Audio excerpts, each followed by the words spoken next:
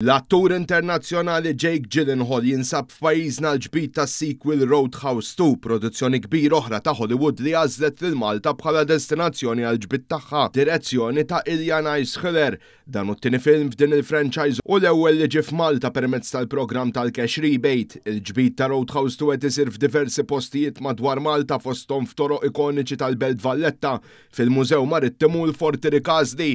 Il-Ministru responsabbli mis-settur Owen Bonnici flimkien mal-Kummissarju tal-film Johan Grek żar is-set tal-film fejn stqal li din il-produzzjoni jipprova oħra ċara tal-impenn kontinwu tal-Kummissjoni tal-Films biex tattira aktar produzzjonijiet ta' livell internazzjonali lejn pajjiżna. Tal-impenn mhux biss qed joħroq aktar opportunitajiet ta' impjieg għat-talent tal-ħaddiema lokali, iżda wkoll qed joffri ċans ta' taħriġ u speċjalizzazzjoni għal crews lokali filwaqt li jsaħħaħ l-ekonomija u jħalli benefiċċji diretti. Jiena kuntent immens bl-ammont ta' xogħol li qed jiġi minn barra mill-pajjiż li qed nattiraw flimkien tant li din is-sena l-indikazzjonijiet huma li se tkun terġa' aħjar mis-sena li għaddiet. Aħna kommessi li nkomplu nsaħħu l-industrija tal-films biex pajjiżna jkompli jistabbilixxi ruħu bħala destinazzjoni ewlenija fejn jidħlu l-films internazzjonali.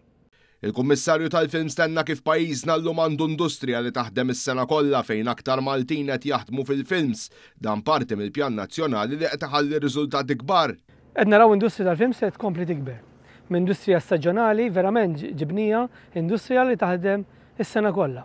Aktar Maltin u Għawċin qed jażlu ġob fil-films u bekk qed inkomplu nsaħħu il-prodott tagħna u nikkompetu mad-dinja kollha.